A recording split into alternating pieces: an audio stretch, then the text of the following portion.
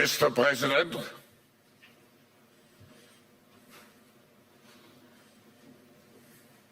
hello. What great honor,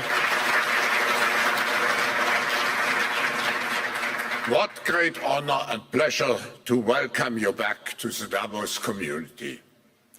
Just 4 days into your new mandate, we highly appreciate your presence with us today. We wish you all the best as you take on your critical work ahead. The global challenges we face today are monumental. The importance of American leadership and your personal leadership in this regard is fundamental and paramount. We are here to hear your vision and policies related to revitalizing the economy and addressing the global challenges. As you might expect, Mr. President, your return to office and your forthcoming policies have been at the focus of our discussions this week. The discussions among 3,000 political and business leaders from over 130 countries who came together here in Davos. We look forward to hearing first from you and then to the follow-up discussion with business leaders, moderated by my colleague Børge Brende. Ladies and gentlemen, the President of the United States, Donald J. Trump.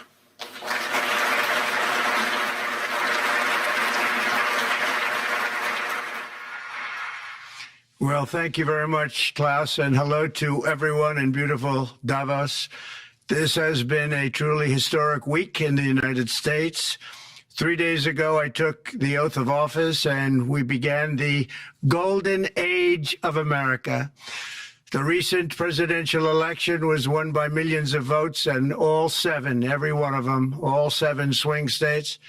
It was a massive mandate from the American people like hasn't been seen in many years, and some of the political pundits, even some of my so-called enemies, said it was the most consequential election victory in 129 years. That's quite nice.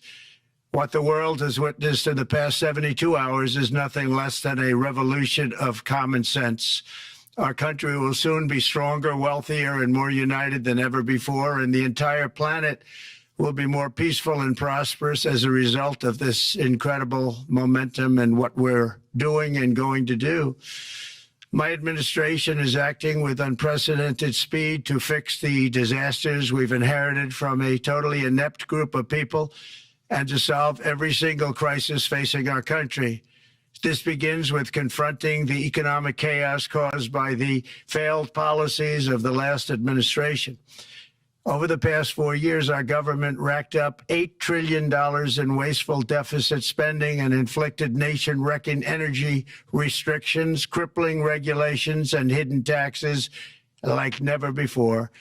The result is the worst inflation crisis in modern history and sky-high interest rates for our citizens and even throughout the world. Food prices and the price of almost every other thing known to mankind went through the roof. President Biden totally lost control of what was going on in our country, but in particular with our high inflation economy and at our border. Because of these ruinous policies, total government spending this year is $1.5 trillion higher than was projected to occur when I left office just 4 years ago. Likewise, the cost of servicing the debt is more than 230% higher than was projected in 2020.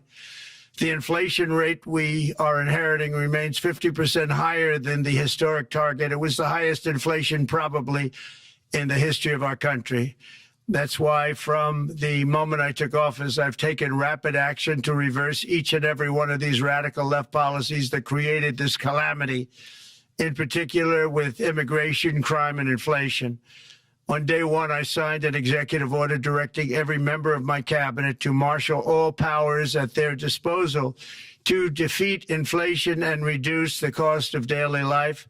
I imposed a federal hiring freeze, a federal regulation freeze, a foreign aid freeze, and I created the new Department of Government Efficiency. I terminated the ridiculous and incredibly wasteful Green New Deal. I call it the Green New Scam. Withdrew from the one-sided Paris Climate Accord and ended the insane and costly electric vehicle mandate. We're going to let people buy the car they want to buy. I declared a national energy emergency, and it's so important, national energy emergency to unlock the liquid gold under our feet and pave the way for rapid approvals of new energy infrastructure. The United States has the largest amount of oil and gas of any country on earth, and we're going to use it. Not only will this reduce the cost of virtually all goods and services, it'll make the United States a manufacturing superpower and the world capital of artificial intelligence and crypto.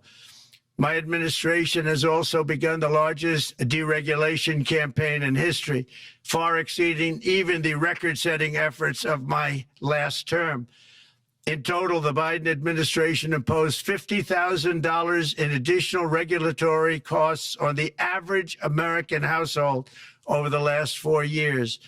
I have promised to eliminate 10 old regulations for every new regulation, which will soon put many thousands of dollars back in the pockets of American families. To further unleash our economy, our majorities in the House and Senate, which we also took along with the presidency, are going to pass the largest tax cut in American history, including massive tax cuts for workers and family, and big tax cuts for domestic producers and manufacturers. And we're working with the Democrats on getting an extension of the original Trump tax cuts, as you probably know, by just reading any paper. My message to every business in the world is very simple. Come make your product in America, and we will give you among the lowest taxes of any nation on earth. We're bringing them down very substantially, even from the original Trump tax cuts. But if you don't make your product in America, which is your prerogative, then very simply you will have to pay a tariff, differing amounts, but a tariff which will direct hundreds of billions of dollars and even trillions of dollars into our treasury to strengthen our economy and pay down debt. Under the Trump administration, there will be no better place on earth to create jobs, build factories, or grow a company than right here in the good old USA. Already Americans' economic, you can see this, I think, maybe even in your wonderful, wonderful room that you're all gathered together, so many of my friends, but Americans, the economic confidence is soaring like we haven't seen in many, many decades, maybe not at all. Upon my election, it was just announced that small business optimism skyrocketed by 41 points in a single month. That's the highest ever. There's never been anything like that. SoftBank has announced between a $100 and $200 billion investment in the U.S. economy because of the election result. And just 2 days ago, Oracle, SoftBank, and OpenAI announced a $500 billion investment in AI infrastructure. Other companies likewise have announced billions and billions and billions, adding up to trillions of investment in America, in the United States. And it's also reported today in the papers that Saudi Arabia will be investing at least $600 billion in America. But I'll be asking the Crown Prince, who's a fantastic guy, to round it out to around $1 trillion. I think they'll do that because we've been very good to them. And I'm also going to ask Saudi Arabia and OPEC to bring down the cost of oil. You got to bring it down, which, frankly, I'm surprised they didn't do before the election. That didn't show a lot of love by them not doing it. I was a little surprised by that. If the price came down, the Russia-Ukraine war would end immediately. Right now, the price is high enough that that war will continue. You got to bring down the oil price. You got to end that war. They should have done it long ago. They're very responsible, actually, to a certain extent, for what's taking place. Millions of lives are being lost. With oil prices going down, I'll demand that interest rates drop immediately, and likewise, they should be dropping all over the world. Interest rates should follow us. All over, the progress that you're seeing is happening because of our historic victory in a recent presidential election. one that has become quite well known throughout the world. I think a lot of things are happening to a lot of countries. They say that there's light shining all over the world since the election, and even countries that we aren't particularly friendly with are happy because they understand what there is a future and how great the future will be. Under our leadership, America is back and open for business. And this week, I'm also taking swift action to stop the invasion at our southern border. They allowed people to come in at levels that nobody's ever seen before. It was ridiculous. I decided and declared to do, and very, very importantly, a national emergency on our border, immediately halted all entry of illegal border crossers, of which there were many, and began promptly returning the illegal trespassers back to the place from which they came.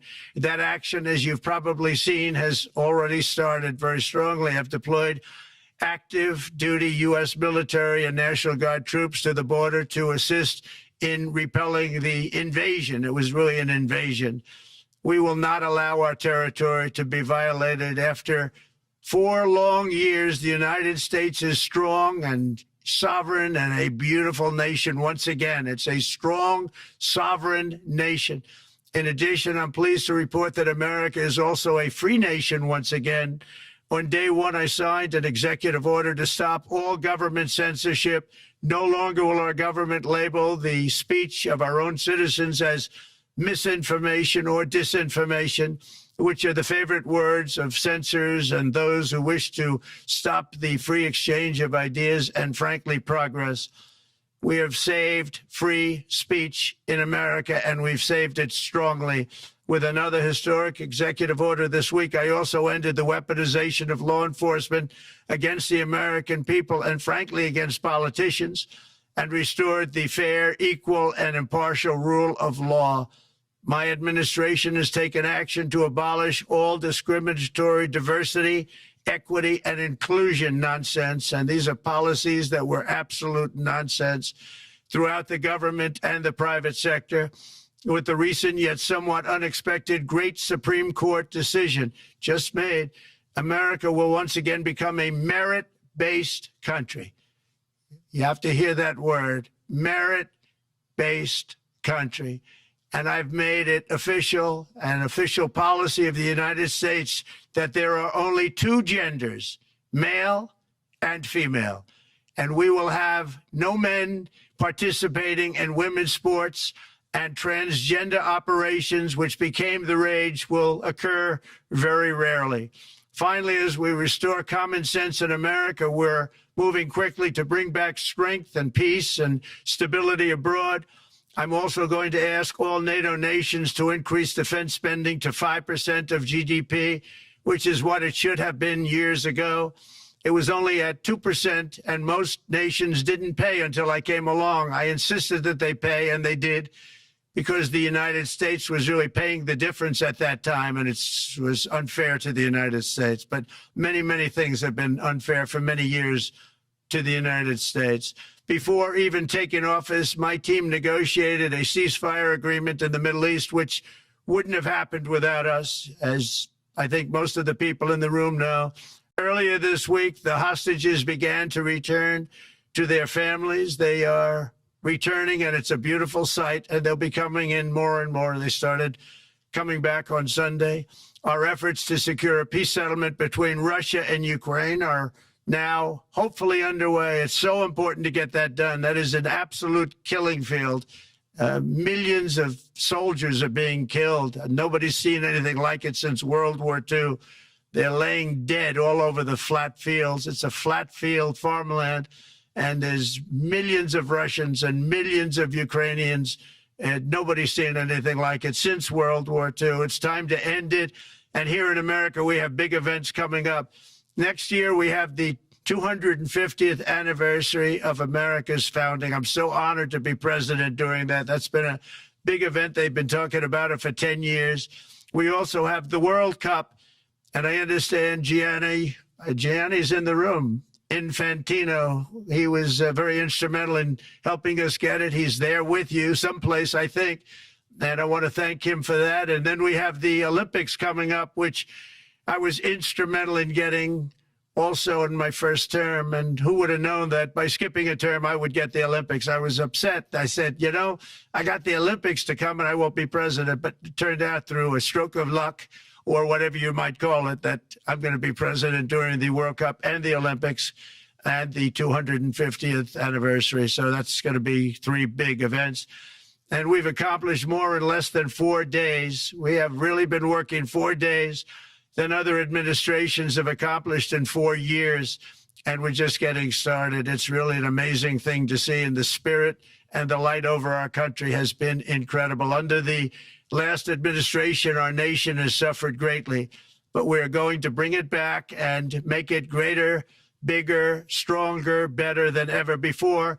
I want to thank everybody for being with you. I would have been there myself, except the inauguration was 2 days ago. I thought it might be a little bit quick to make it the first stop, but we'll get there one day. We hope to get there. But I do appreciate, I heard the audience is fantastic, and many of my friends are in the audience, and I will be taking questions now from some very distinguished people. Thank you all very much.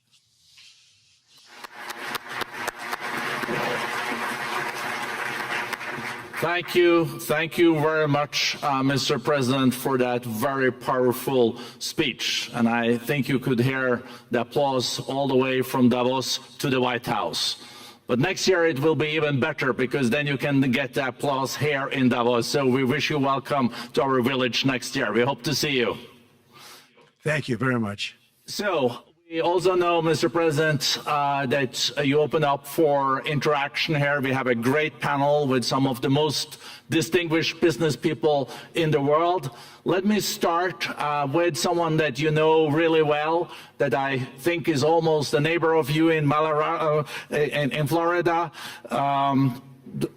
Mr. Steve Schwarzman, Chairman, CEO, and co-founder of Blackstone Group. So, Steve, floor is yours.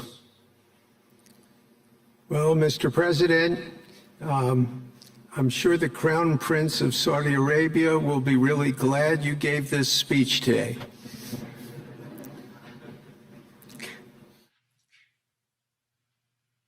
You've had the busiest 4 days that anybody can imagine, and congratulations for that. My question is about some of the things I've observed here at Davos. It's a terrific forum. I've met lots of people, as usual. I think I've been here 30 years. And a lot of the European business people have expressed enormous frustration with the regulatory regime in the EU. And they attribute slower growth rates here because of the numerous factors, but especially because of regulations. And you've taken a completely different approach in this area. And if you could explain the theory of what you're doing, how you're going to do it, and what you expect the outcome to be, I'd appreciate it. Well, thank you very much. And congratulations, Steve. You're a friend of mine, but on a great career. You have had an amazing career, and it continues. I just want to congratulate you. Very inspirational to a lot of people. I want to talk about the EU, because you mentioned specifically that I've also had a lot of friends and leaders of countries. I've gotten to know them all my first term and a little bit during this period of 4 years, and know them well, like them a lot, but they're very frustrated because of the time everything seems to take to get approved, environmental impact statements for things that you shouldn't even have to do that, and many, many other ways that it takes. And I'm going to give you a quick little example. In the private life, my beautiful private life, before I had all these things happening, the world is a little different. I had a nice, simple life. You knew that. But when I had that simple life, I did projects. And I had a big project in Ireland. And it had to get approval on something that would have made it even better. And I got the approval from Ireland in a period of a week. And it was a very, very, very efficient, good approval. And they informed me, though, the problem is you're going to have to get it from the EU, and we think that'll take 5 to 6 years. And I said, you have to be kidding. And this was before politics. And I said, wait a minute, it's not that important. I don't want to go 5 or 6 years, but it would have been a big investment. It would have been nice, and it would have been good for the project. And I sent the people to the EU to see if they could speed it up. And basically, it was a 5 or 6 year wait just to get a simple approval that Ireland gave me in a period of literally not much more than a week. And I realized right then, that was the first time I really was involved with the EU, but I realized right then that's a problem. And I didn't even bother applying to do it. Or if I did, I pulled it very quickly. I have to be very accurate because I don't want to be criticized. He did apply, actually. No, I want to be very accurate. So I don't think I did, but if I did, I pulled it very quickly. It was just something you couldn't wait 5 years or 6 years to get an approval. So a lot of, in a very big business sense, a lot of people are claiming that's the problem. From the standpoint of America, the EU treats us very, very unfairly, very badly. They have a large tax that we know about, and a VAT tax, and it's a very substantial one. They don't take essentially don't take our farm products, and they don't take our cars, yet they send cars to us by the millions. They put tariffs on things that we want to do. Like, for instance, I think they actually, in terms of these are non-economic or non-monetary tariffs, and those are very bad, and they make it very difficult to bring products into Europe, and yet they expect to be selling, and they do sell their products in the United States. So we have, hundreds of billions of dollars of deficits with the EU, and nobody's happy with it, and we're going to do something about it, but nobody's happy with it. So I think the EU has to speed up their process. Friends of mine that are in some of the nations within the EU, great people, they want to be able to compete better, and you can't compete when you can't go through the approval process fast. There's no reason why it can't go faster. So, I'm trying to be constructive because I love Europe. I love the countries of Europe, but the process is a very cumbersome one. And they do treat the United States of America very, very unfairly with the VAT taxes and all of the other taxes they impose. One other, just to finish up, I got a call from the head of a major airline, one of the biggest airlines in the world, and he said, sir, could you help us? What? Landing in Europe is brutal. They charge us fees for everything, and it's so unfair. I said, how does it compare to China? He said, it's much worse. And the other thing, as you know, they took court cases with Apple, and they supposedly won a case that most people didn't think was much of a case. They won 15 or 16 billion from Apple. They won billions from Google. I think they're after Facebook for billions and billions. These are American companies, whether you like them or not. They're American companies, and they shouldn't be doing that. And that's, as far as I'm concerned, it's a form of taxation. So we have some very big complaints with the EU. Thank you.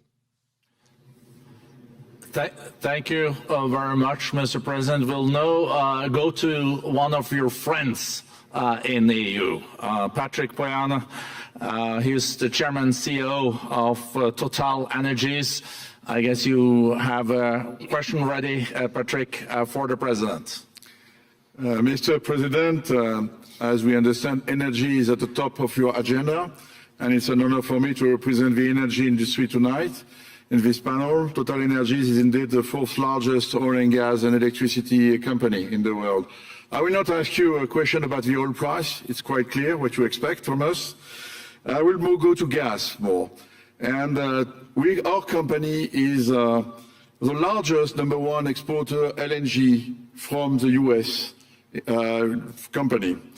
We are a strong contributor to, and we invest in a mammoth LNG projects in Texas, $20 billion. It's far from 200, but it's $20 billion. And we contribute with that to security of supply to Europe, as we export this LNG to Europe. Some experts fear that if there are too many projects developed in the US on LNG, this could have an inflationary impact on the US domestic gas price. And they recommend a pause on these projects. I would ask you the following question: what are your views about such a pause on investments on LNG in the US? What would happen if you would observe an increased domestic gas price because of these exports? And final question, which is important for Europe: would you agree to guarantee security of supply of US LNG to Europe? Well, on the last part of your question, yes, I would. I would make sure that you get it. If we make a deal, we make a deal, you'll get it. Because a lot of people do have that problem. They make a deal and then it can't get supplied because of war-type problems and other problems. So we would absolutely do that. LNG is very interesting because when I took office for the first term, one of the first things I looked at was there were two very massive plants in Louisiana, a state that has been very good to me, won it by many, many points. And I felt strongly indebted to it, actually. And they said there are two plants that have been under environmental consideration for more than 10 years. And they were costing, as you say, you know how expensive those plants are, but they were costing like 12 billion and I think 14 or 15 billion, but they couldn't get their permits. They were in review for years, many, many years, like a decade or more. And I said, so ridiculous. I know so much about that because in the construction industry, I had to go through it too, but I got good at it after a while. But I saw the projects, and you're talking about a total investment of 25 to $30 billion, and it looked like it was going to end. They couldn't get their permits, and I got them done in less than a week. It was done, completed. In fact, when they called them to announce that it was done, the countries, largely countries, Japan was involved and another country and some very big investors, they couldn't believe it. They actually couldn't believe it. And I said, just do yourself one favor. Don't pay any consultants, because the only one that got it done was me. I got it done because it was the right thing to do for the U.S. and for the world, but the consultants had nothing to do with it. You know, the consultants go in and they say, give us millions of dollars because Trump did it. Nobody called me about it. I just heard it was a problem for years. And I got it done because it was the right thing to do for the U.S. and the right thing to do for beyond. It had to do with energy, very important. So I think it's very important. I think I disagree with one. I think the more that you do, the lower the price is going to go. And what I'd like to see is rapid approvals. We're going to give very rapid approvals in the United States, like with the AI plants, talking to many people want to build them. That's going to be a very big thing. We're going to build electric generating facilities. They are going to build. I'm going to get them the approval. Under emergency declaration, I can get the approvals done myself without having to go through years of waiting. And the big problem is we need double the energy we currently have in the United States. Can you imagine? For AI to really be as big as we want to have it, because it's a very competitive, it'll be very competitive with China and others. So I'm going to give emergency declarations so that they can start building them almost immediately. And I think it was largely my idea because nobody thought this was possible. It wasn't that they were not smart, because they're the smartest. But I told them that what I want you to do is build your electric generating plant right next to your plant as a separate building, connected. And they said, wow, you're kidding. And I said, no, I'm not kidding. You don't have to hook into the grid, which is old and, could be taken out. If it's taken out, they wouldn't have any way to get any electricity.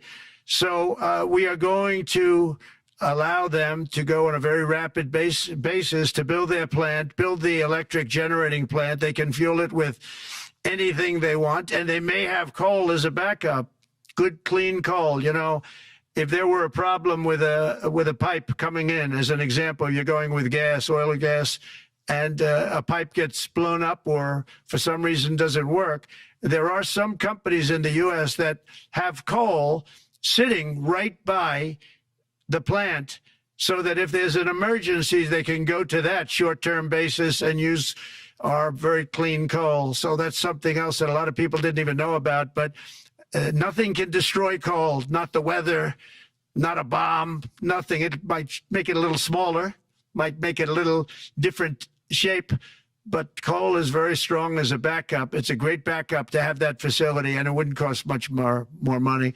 And we have more coal than anybody. We also have more oil and gas than anybody. So we're going to make it so that the plants will have their own electric generating facilities attached right to their plant. They don't have to worry about a utility. They don't have to worry about anything. And we're going to get very rapid approvals. Thank you. Thank you so much, Mr. President. We'll now go to another CEO that you know very well, Brian Moynihan, the CEO and Chair of Bank of America. Good afternoon, Mr. President, and congratulations and obviously eventful week for you and your family. If you remember 5 years ago, you came here and we walked among 150 CEOs from all over the world and you engaged with them about your policies and your procedures. This year you're not here, and yet this week was eventful from the orders that you mentioned earlier, literally a wave of orders coming out on immigration, on trade, and many other matters. And so as a representative of the United States here, we got a lot of questions about what does all this mean and how would the president square this with his clear focus on growth, prosperity, market growth, stock market growth, a good bond market, and bringing down prices. So how do you think about the impact of all these orders and how fast they come out and how you're going to balance them with that scorecard of being successful in both continuing GDP growth, bringing down inflation, and also having a good stock price appreciation for the American citizen? Well, I think it's going to actually bring down inflation. It's going to bring up jobs. We're going to have a lot of jobs. We're going to have a lot of companies moving in. You know, Brian, we're at 21%. It was at 40%, and I got it down to 21%, the corporate tax. And it was actually, if you look at state and city, it was in many cases much higher than 40%. I got it down to 21%. And now we're going to bring it down from 21 to 15% if, there's a big if you make your product in the U.S. So we're going to have the lowest, just about the lowest rate. It'll be, the 21 is on the low side worldwide. The 15 is about as low as it gets. And by far the lowest of a large country, a large, you know, rich, powerful country by far, not even a contest. So we're going to bring it down to 15% if you make your product in the USA. So that's going to create a tremendous buzz. We're also probably going back to the 1 year deduction where we deduct, you know, we did that originally, and that was amazing what the impact that had, the 1 year deduction, which built up over a period of time and then it expires. But we're going to go back to that when we do the renewal of the Trump tax plan. We have to get Democrats to approve it. But, you know, if the Democrats didn't approve it, I don't know how they can survive with about a 45% tax increase, because that's what it would be. And so I think they're going to do. We've been working along with them pretty well. I think it's very hard for a political group to say, let's charge people 45% more. So I think we're in good shape. But we're actually doing a reduction for business and small businesses where you're going to bring it down to 15%, which is really something. And by the way, speaking of you, and you've done a fantastic job, but I hope you start opening your bank to conservatives, because many conservatives complain that the banks are not allowing them to do business within the bank. And that included a place called Bank of America. They don't take conservative business. And I don't know if the regulators mandated that because of Biden or what, but you and Jamie and everybody, I hope you're going to open your banks to conservatives, because what you're doing is wrong. Mr. President, I'll say that your friend Gianni said hello, told me to tell you hello, and we look forward to sponsoring the World Cup when it comes, both this summer for the club and next year. So thank you for getting that for the United States. Thank you very much, Brian. Thank you, Mr. President. We'll now go to Anna Butin. She's the executive chairman of Banco Santander, one of the big European banks, and also in the U.S. So, Anna. Mr. President, congratulations on a historic victory. I believe you don't know me as well as my fellow panelists, so a few words. Santander is one of the largest banks in the world by number of customers, 170 million. That's more than my friend Brian or my friend Jamie have. And those... They fixed the regulation. That's coming, that's coming. That was cheeky. we're a big investor in the United States. We have many million customers, 12,000 employees. We're one of the largest auto lenders, and we recently launched a fully digital bank called Open Bank. We strongly believe banks have a pivotal role in the economy, and we can accelerate growth and help many more customers. That's what we're doing in the United States. So, as Brian pointed out, we very much welcome your focus on deregulation and reducing bureaucracy. So my question is, what are your priorities in this regard, and how fast is this going to happen? Thank you very much.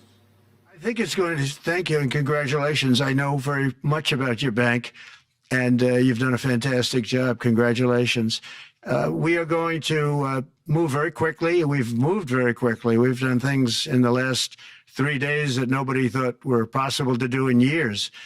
And it's all taking effect. It's going to have a huge impact on the economy, a huge positive impact. Money was being wasted on crazy things. I mean, the Green New Deal was such a total disgrace, how that was perpetrated. And it was conceived of by people that were average students, less than average students, I might add, and never even took a course in energy or the environment.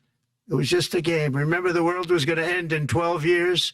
Remember that? Well, the 12 years has come and gone. It was going to end. It was going to all foam into earth.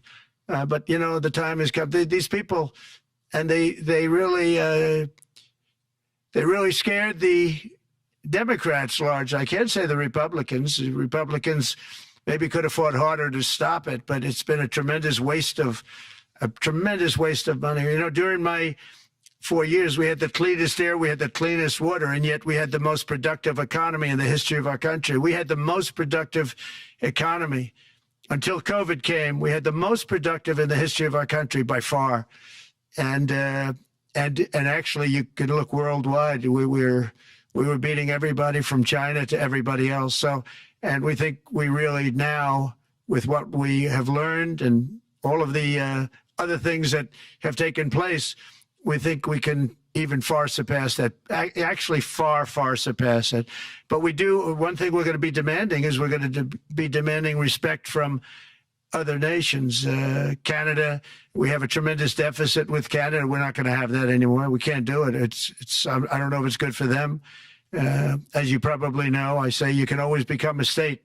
And if you're a state, we won't have a deficit. We won't have to tariff you, et cetera, et cetera. But Canada has been very tough to deal with over the years. And it's not fair that we should have a $200 billion or $250 billion deficit.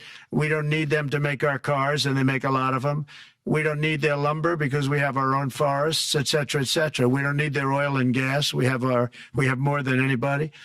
So, you know, just as an example, with Mexico, we're dealing with Mexico, I think, very well. And